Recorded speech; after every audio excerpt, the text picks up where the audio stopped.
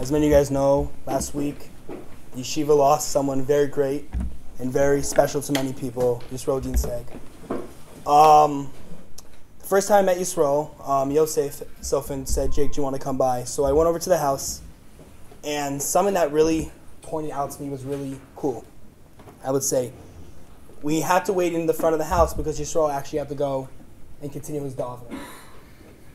And that's something really special that you saw in Yisrael. He took his Judaism very, very seriously. We weren't able to go into his room until he finished his davening.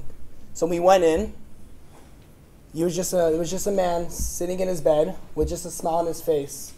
"Welcome to my house." And the first thing he said is like, "Guys, let's come and play Monopoly." And everyone who came and visited, you knew that was something Yisrael loved to do. Come and beat us every time somehow. I don't know how it happens, but every time we went to go play Monopoly, somehow he was able to beat us by teaming up with someone or just sneakily beating. Someone I want to say a big thank you, and I'm sure the community, and I'm sure Yisrael would say thank you, would be Yosef Sofin. Yosef, he helped set up everything from when I came here and got me really involved.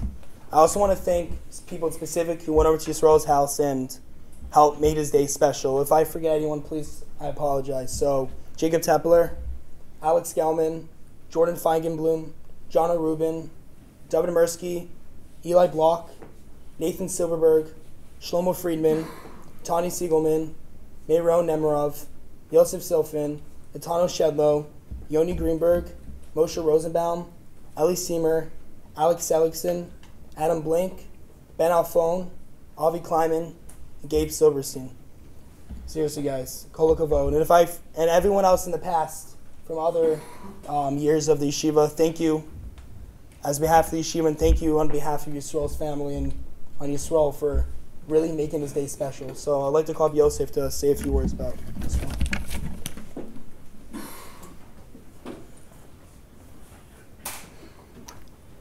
Thank you very much, Jake. This year with the whole Yisrael and everything, like I see it, like in you, the way you walk around, like you're just a modifier. You see something, you see a situation, and you try and make it better. And I think that really rubs off on the rest of the yeshiva and the way you handled it all this year, and setting this up and everything. I want to thank you for that. So the first. We lost someone very, very special to me, very special to the yeshiva last week, and just going to say a few things about him. So I remember the first time, actually, I met Yisrael. I remember Rav Mo gave a speech. He talked about, class set initiatives. So, I don't know, I wasn't doing anything on a certain day, so I signed up, and I went, and I was there, and I remember, me and a guy from last year, we walked into the room, and I have no idea who he was, and I walked into the room, I was scared. I saw him on the bed. I don't know. And then I walked out of the room, and my friends everything okay. I'm yeah, it's fine. I don't know. I felt like I was sympathetic, and then when we were playing, what Jake said, we were playing Monopoly. I'd let him win, and I would speak to him in a way are you okay? Can I get you water? And really, I felt bad, and then after the second or third time going, you start to realize he's not just a guy you go to visit. He's more than that. And you start joking around, you start to get to know the guy, and you realize I'm not going here because he needs me here. I'm going here because I want to go here. And there was that shift between chesed and friendship and relationship. We've been going the past year and a half now, I'd say, and there have been sometimes on Shabbos, there were guys like Eli Seymour, a couple other guys who would come with me, and we didn't have to go, it wasn't we didn't sign up on the sheet, but we went because there was something about it, there was something about whether it's just playing games or talking or just really, and he became a friend, and he, whether it was hosting movie night or just his hospitality of just, come in, take whatever you want, tell all the guys, come on down. It's always, I'm always ready. I'm always happy. And And Jake was mentioning before the whole davening and the benching, like, a guy with that type of, his life, he was a little restrained. There were certain things that you and me can do that he physically was not able to do. And maybe if that were me or if that were other people, maybe they would say, maybe they would point the finger at Hashem, or they would question, or they wouldn't want to say to thank him or say, but he was so, when he would daven, he would struggle. When he would bench, he would struggle, but he would do it, and you saw it, and it was just so, the way he did it, it just felt so. It really like enhanced. And there were some times, like during, I'll be honest, there's some days in yeshiva, like, where not every day is the best day. Like, you have a lot of great days, but there's some days where maybe you're just not feeling it. And then like after every time I go back, I go to Yisrael and I come back, I always feel a little better. I always feel rejuvenated. And I remember the last time I was able to speak to him was in the hospital, and we played Yanif, and he won, yeah.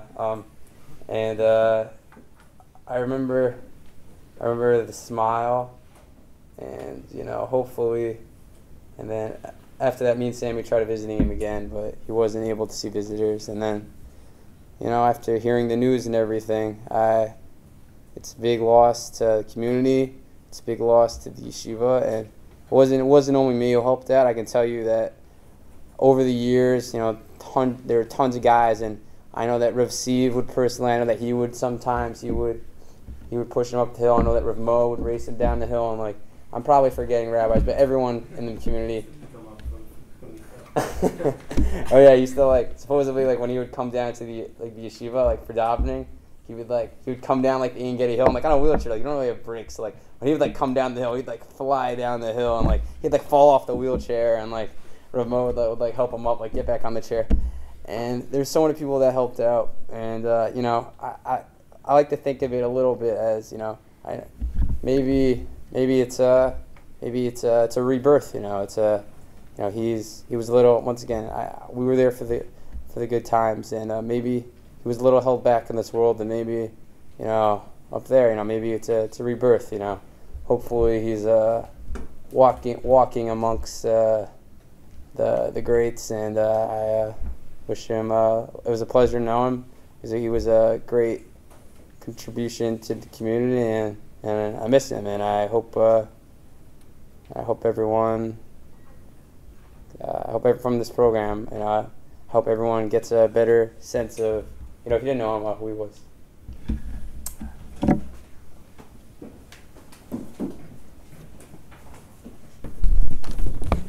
So one thing I want to emphasize that Yisrael, that Yosef said.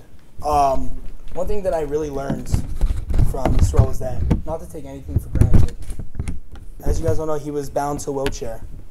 And we're lucky that every day we can be able to walk around. But the lesson I took from it is that either you can take your challenges and say, I'm going to take my challenges and just, the world's always against me and everyone hates me and why am I born this way and why is this? Or you can really take your challenges and say, what can I do great for the world? That's something Yisrael really did. He took his challenges and really just did great. It was Hanukkah. We all had those donuts, those yummy donuts. Those 300 donuts that were over here, that's from Yisrael. Yisrael loved the yeshiva. He decided that he wanted to buy everyone donuts, even though he didn't know everyone in the yeshiva, but he felt connected because your friends and all our classmates went over to his house and took their time out of their day to go and just hang out with someone because unfortunately he was bound to the wheelchair, but he still didn't let that bother him. Someone who's here with us tonight is Eli Melech, who was Yisrael's caretaker for 10 years. And I want to thank Ali Melech for personally and on behalf of Yeshiva thank you for taking care of Yisrael every day and for keeping him with us and always in a positive mood, and really thank you for keeping us updated in everything that happened. So, Ali Melech.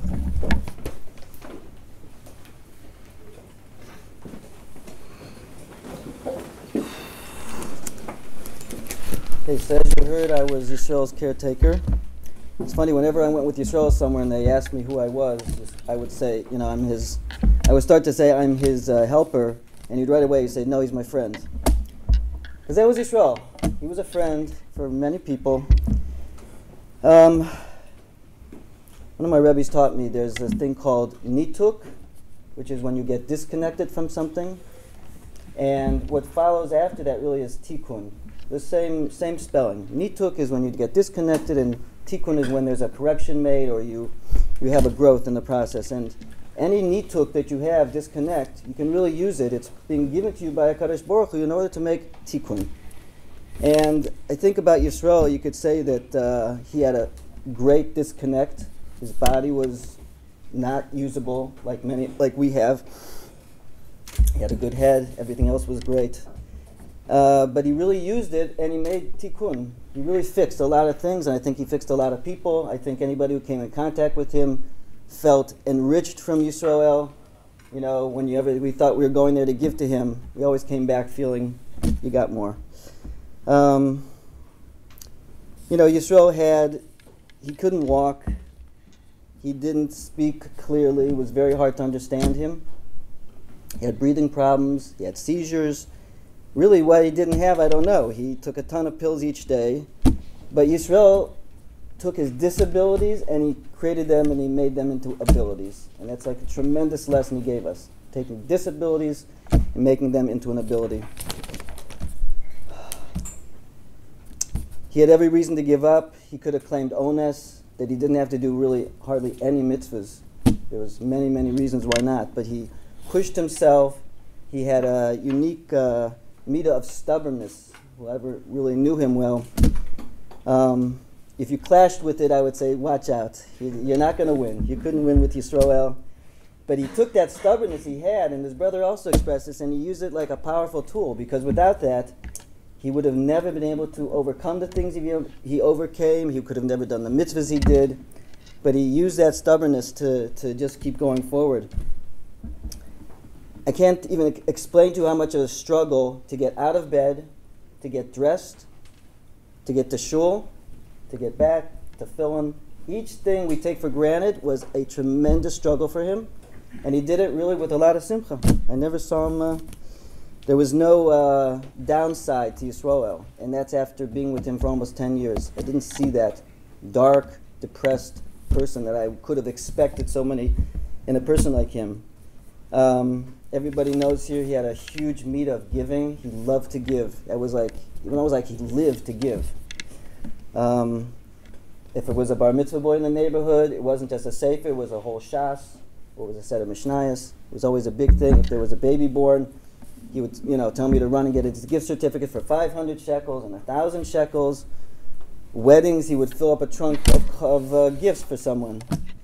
He loved to give, and he once bought, he got into coffee machines at some point. He bought one for himself, which is really for me, because he wouldn't drink the coffee from it. He wanted me to still make the instant coffee for him. And then he bought one for my birthday, and then he bought one for someone else's birthday. And she didn't want it, and she wasn't a coffee drinker. She gave it back. He gave it to someone else. And then he said, go to the Galita land and buy a gift certificate for 50 iced coffees so he could give it to her. Everything was big with him. It wasn't small. Everything was big. I have to say that he loved the yeshiva. He talked about it a lot. He loved the boys. Of the many things he enjoyed in his life, I have to say this was top up there with, a few other things maybe. He loved the visits of the guys. I'm so shocked at how many guys actually had that personal contact with him from the yeshiva. It's beautiful. He created the movie night with pizza, of course, because he wanted the guys to feel a place, away from home that could feel like home. I remember the first time to visit, Yisrael was in the hospital for about a month towards the end. And the first time guys came, that was the first smile I saw on him in the hospital. And everybody knows that smile that Yisrael had. It was this impish, mischievous smile he had. And it was a beautiful example there because I still picture it so clearly. Yisrael racing down that street, no brakes, to get to the minyan here. It was something he really enjoyed. And I think anybody that had the opportunity to be in the schus of Yisrael's club, being part of that, I think we all got so much more than we gave. So, I want to say, what can we gain from Yisrael's life? I mean, to me, it's still very fresh and it's raw. I feel like I lost a brother. But there's so many things that I think he gave us and mitos that he had. So I just want to say what I think. Because really, to me, he was like a living Musa Shmus. When I would go to his house, I really, really learned a lot from him. Going beyond your abilities. Yisrael went so far beyond what a person with that goof that he was given could really do. Nothing really stopped him. He didn't walk, but he traveled around the world. He once went to Europe by himself. I still, to this day, I can't even imagine it, because to get out of bed sometimes he needed help to get around. And he went to Europe by himself. Showing how much you can accomplish with so many factors against you. I can't imagine a person was stacked up more against him from birth, till the day he passed away. You would think every factor was against you, and he still accomplished. How to give to others and look out for their needs. He really did care about other people's needs. I was so many times so surprised when he needed something. He might have called me at a very odd hour to come over to help him with something. And the first thing he would say to me, although I saw he needed help very urgently, "How are you?" He always asked that. And I thought, you could be so selfish, and you're not. It's amazing. How to accept Yisurim with Ava. You can't believe this. I never heard him complain once. Once time? Can you say that about? Who can you say that about? I don't know. And he had so much to complain about. He had many, many Yisurim, and he did it with Ava. Don't let your fears get in your way. He could have had many fears. He didn't. Pick yourself up when you fall. I say that literally. There were many times I got a call in the middle of the night. And I probably wasn't the first, because he might have called different people in order to spare me having to come in the middle of the night, because he thought about me. And Yisrael might have fallen out, getting out of bed, getting into bed, but it wasn't a complaint. Are you okay? Never got hurt. He might have been in that position for a long time, but it was never a complaint. And he got back up and everything was fine.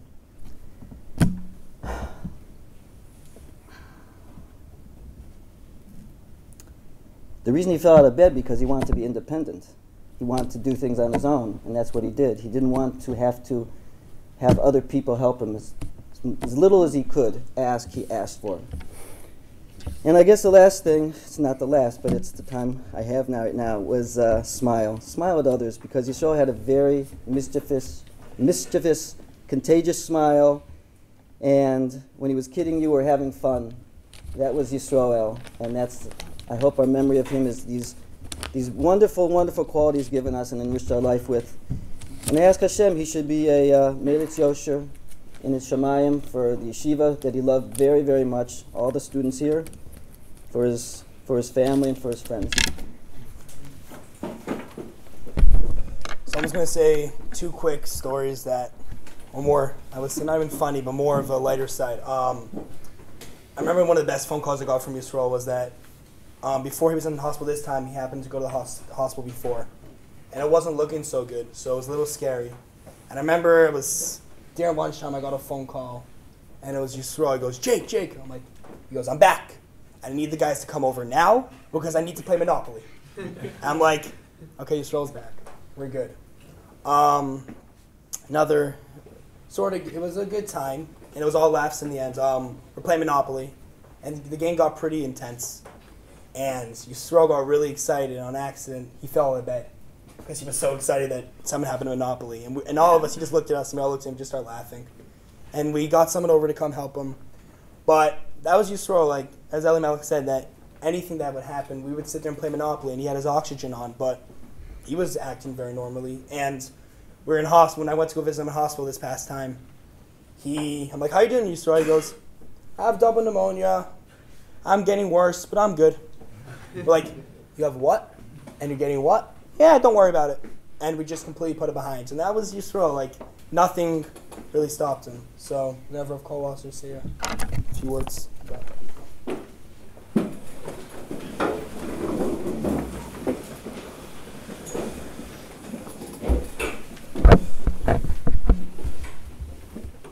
I'm in utter awe of all of you and all the Talmidim who have made Yisrael such a central figure in the yeshiva.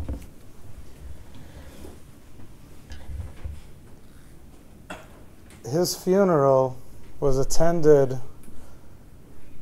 by a lot of different shades. Every part, a great cross-section of all of Am Yisrael was present at his funeral. Now, the idea that you could have Haredi people, Dati Leumi people, people that are unidentified, all at a gathering is not necessarily a special thing. Probably means the person being honored is related to all of them. Different parts of his life. He was friends with different parts. There's different people. Yisrael was not related to any of these people. He rolled into Mishkanos Yaakov, and everybody loved him. He rolled into Lev HaTorah, and everybody loved him. By himself. I once passed by Yisrael, and he was waiting at a bus stop. Now, I was headed to meet the group in Eilat. So I couldn't turn around and say, Yisrael, I'll take you. So I had to be somewhere. But I did roll down the window and say, Yisrael, where are you going? He says, I'm going to Itamar. It's like, you're going. How are you going to Itamar? So he's like, I'm going to tramp. I go, who in the right mind's going to do that and take you? He got to Itamar. And he called me to tell me he got to Itamar. I couldn't believe it. He was a great man in the world. One of the greatest people all time. Moshe Rabbeinu. You know, how many of us have ever considered Moshe Rabbeinu had a speech impediment? The Rebbeinu Shalom, if he wants a great leader, he should probably pick someone who's like a charismatic speaker, who's really good with words.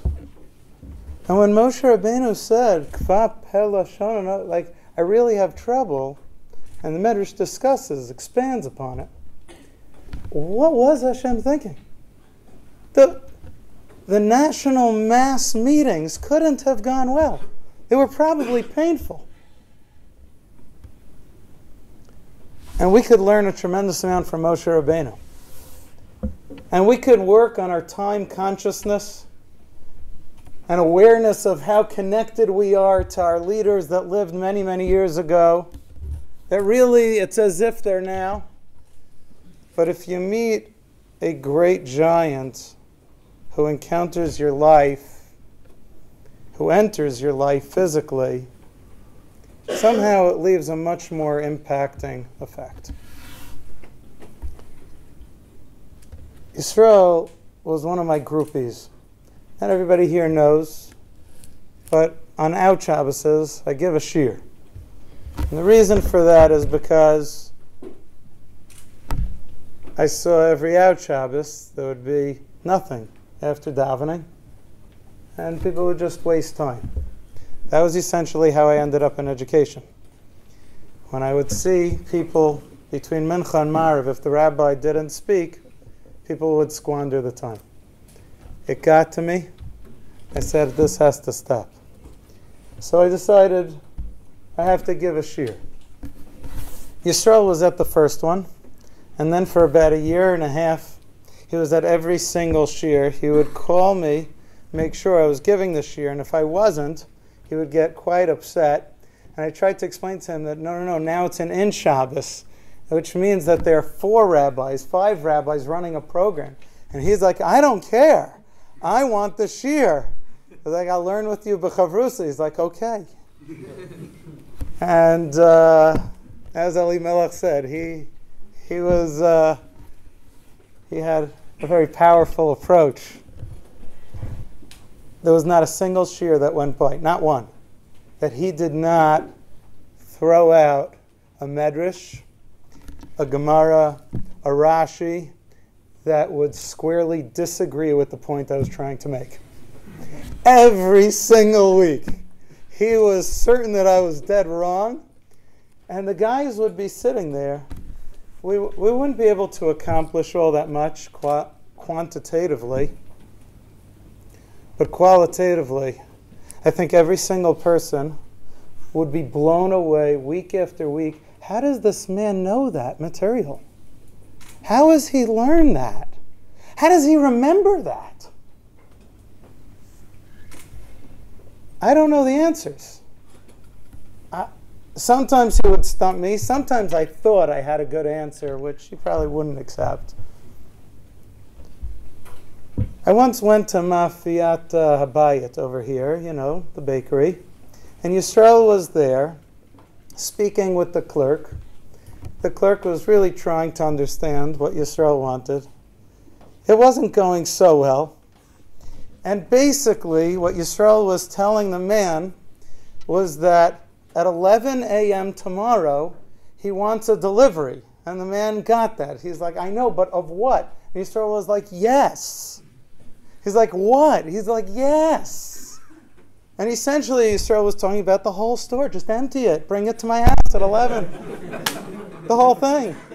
And the man wasn't getting it. He was like, what? Yeah, the whole thing. Why? Well, there was a bar mitzvah. There were bar mitzvahs he didn't know about yet. There were going to be. He was going to make up bar mitzvahs.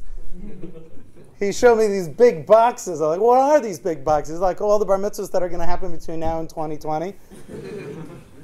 He loved chesed. He loved davening.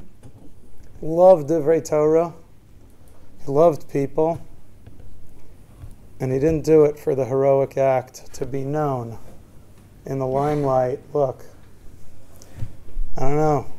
It's very easy for any of us to want to do great things because, it's going to bring us somewhere. It's going to promote our futures.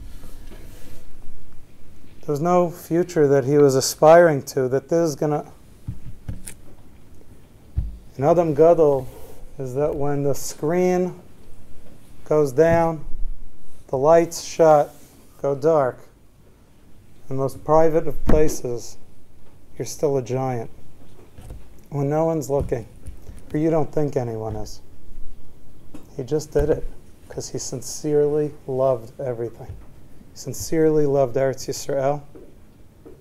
He joined us, the picture on the posts, the Jerusalem Marathon. The guys got him a special wheelchair. Of course, the highlight was going to rebar with Yisrael. He furnished everybody with a rebar. They made it at the end. They got there.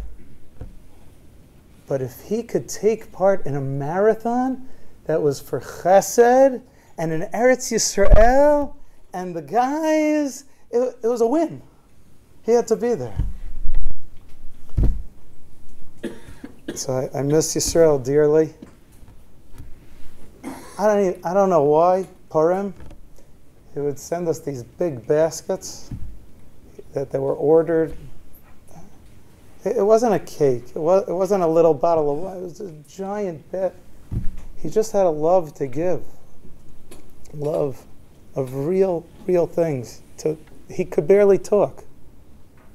But he was a giant. That if anyone here has met him once, you felt it and you know it. I miss Yisrael dearly. Say, Nishmatot Tzura v'Nishmat HaChaim.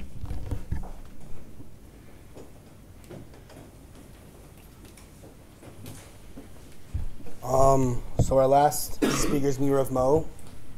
I want to say personally, or on behalf of the students, thank you to Rav Mo tremendously for always helping and setting everything up. It happened to be that it was before Hanukkah, and Yisrael wanted to get these donuts. So we had to bring the receipts to us a month in advance because we needed to know the donuts were going to happen. And I remember actually going to his house, and we're sitting there on the phone. And he's like, okay, we have to call the Nechama. So we called. And I'm on the phone with the guy, and he's speaking Hebrew. I'm like, Anglit. He goes, this is the fire department. And I look at Yisrael, I'm like, why do we just call the fire department? And he's like, forget about it. So we just hang up. So I was like, that doesn't happen. And I remember running with Noah actually up the street over to Yisrael's because we had to go get the donuts, and there were like so many more receipts. And we realized the donuts were not just for us, it was for the school up the street as well, for all the kids up in the school up the street. And I remember like Yisrael was freaking out because we couldn't find this receipt, but I had it in my hand. I'm like, wait, I thought these are all for us. And that's just really Yisrael. But I really just want to thank Rav Mo for always helping and sending everything up and really just being positive and just always being there for us. So thank you, Rav Mo. Well, one of my daughters actually, she stopped by the Levaya for a little bit, and she was very excited to tell me. And when they said that, Abba, tell us about Yisrael, I started talking to them, and at that point, all of the emotions that were locked up, everything I thought about Yisrael, that he's actually not here with us in the physical world anymore, I ran out of the room, and it hit me that Yisrael's not with us, and we're all orphans. Like, what's going to be next year that we're not going to? What's going to be that we can't visit Yisrael anymore? What's it going to be that our guys don't know Yisrael? And what it means that the community doesn't have Yisrael. Yisrael's fine. I'm not nervous about Yisrael. He's in a great, great place. But what are we going to do without Yisrael? What are my kids going to do without seeing that I was so involved with this person, Yisrael, who was so special? Mr. Rogers, he talks about disabilities. And he says that when you think about disability, the pictures that you have in your head is a wheelchair, crutches, a machine to help a person walk, a machine to help a person breathe. That's what we think of disabilities. But Mr. Rogers said that disability is all in the mind.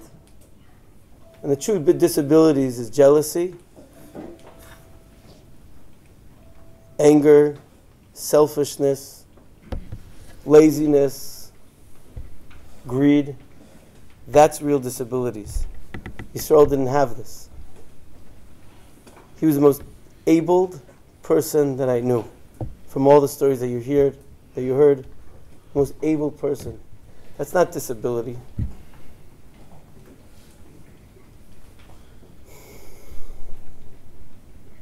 I want to ask Mechila to Yisrael. Many times he called him like, oh, what the heck is he saying? What? Yisrael, I don't understand. Right? Yisrael, and then when I'm running around to Nechama and asking them like, Yisrael, 200 donuts and this, and Matok Zanach, no, I'm supposed to get like 700 like bags of this, and they're like, what?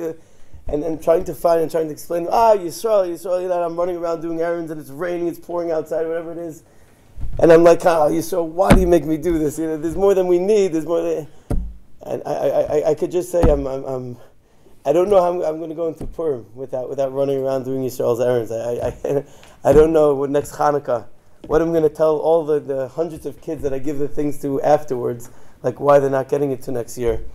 That's just a small loss, but the pneumius of it, the fact that there was a person who was so able, but yet Hashem gave him so many obstacles, that's the most that we're going to miss.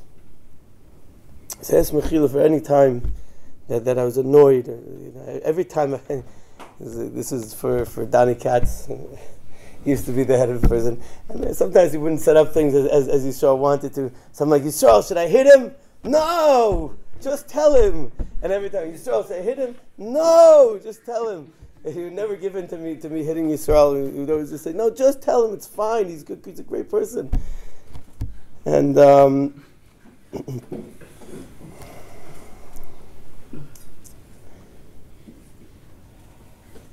so Yisrael's now, his disability is gone. Whatever disability he had in this world is gone.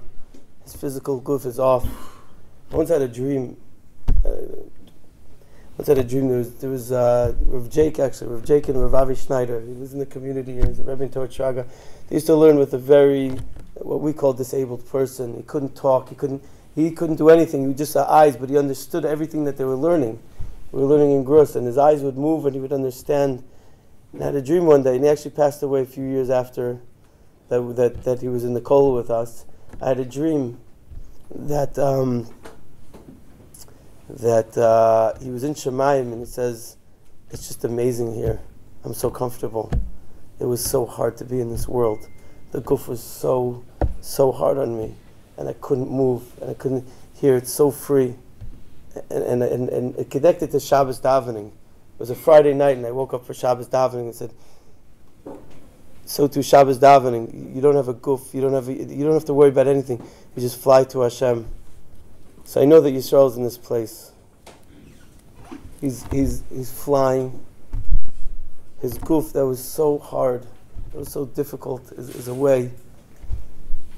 And this dimyon of our gufs in this world, it doesn't apply to him. So I want to thank all the guys who went, especially the leaders. I don't want to say names, but throughout the years there was always a leader. I guess I would say Shlomo. Shlomo was the first leader who took Yisrael to Yachad. And there's so many leaders. Again, I don't want to say the names, but I know that Shlomo took the brunt of things that year when they went to they went to Yachad, the race in Yerushalayim. They took him all the way to Sderot for the Shabbaton in the Sderot Yeshiva, and they came back here, and Yisrael refused to get into a cab at Tzilim, even though the bus wasn't going there. And for all the guys that helped them out, I know that Yisrael, we heard from Elimelech that Yisrael loved you very much, and I know that Yisrael's in Shemayim right now saying each one of his names. Shlomo, Jake, Yaakov, Chaim, and so on and so forth. Every name. He's saying to Hashem, these are the people who believe me in this world, and I'm going to take him to the next world. And he's taking all of you guys who helped when it was hard. And I used to see Avi Lieberman, Mazel Tov to Avi Lieberman, who just got engaged. I would see Avi Lieberman in the hot sun, going up the hill, in the pouring rain. I'm like, Avi, what are you going to do? I'll call Elimelech and say, let's not do it anymore. He was missing morning shir. But Avi it was just such an amazing thing to see. And I know that Yisrael's in Shemayim, counting the names to Hashem. These are the people. These are my friends. Take care of them. Watch over them. And watch over everybody here who maybe was not directly involved with him. And like the Medrash says, if Reuven would have known that the whole story of Yosef was written up, he would have took Yosef out of the pit and put it on his shoulders. And if Boaz would have known that the Sefer would have been written, he would have done chesed even stronger. So I'm here to say that if I would have known who really Yisrael was, I would have ran up the hill even harder and even stronger. And I would have went into Nechama even with more confidence that I'm here for Yisrael. What a schus! Instead of saying, "Oh, Yisrael, it's good." We lost. I feel like I lost an opportunity to be great, even though I had my great times with him. So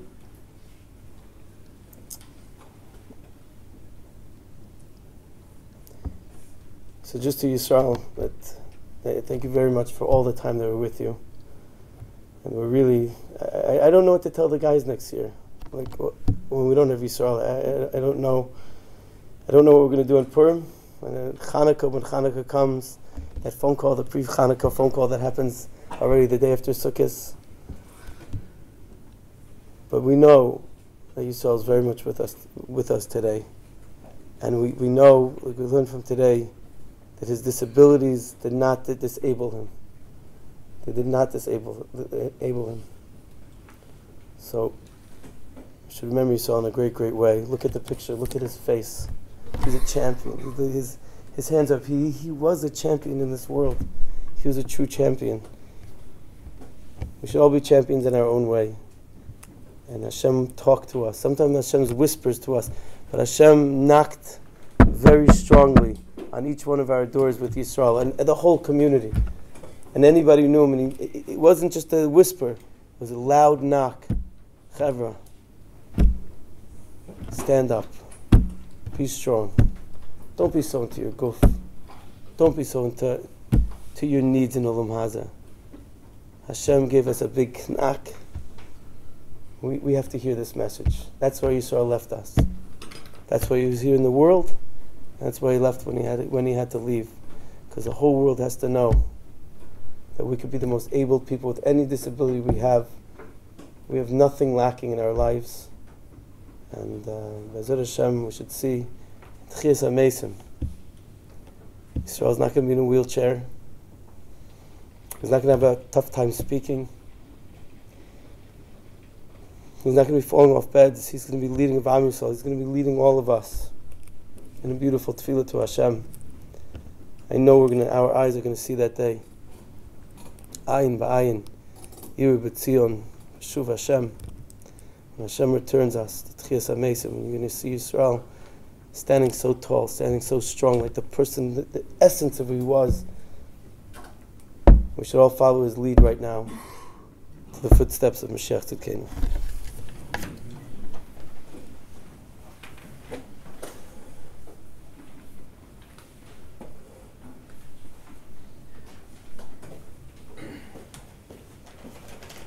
So again, just want to thank everyone for just making Yisrael's day happy.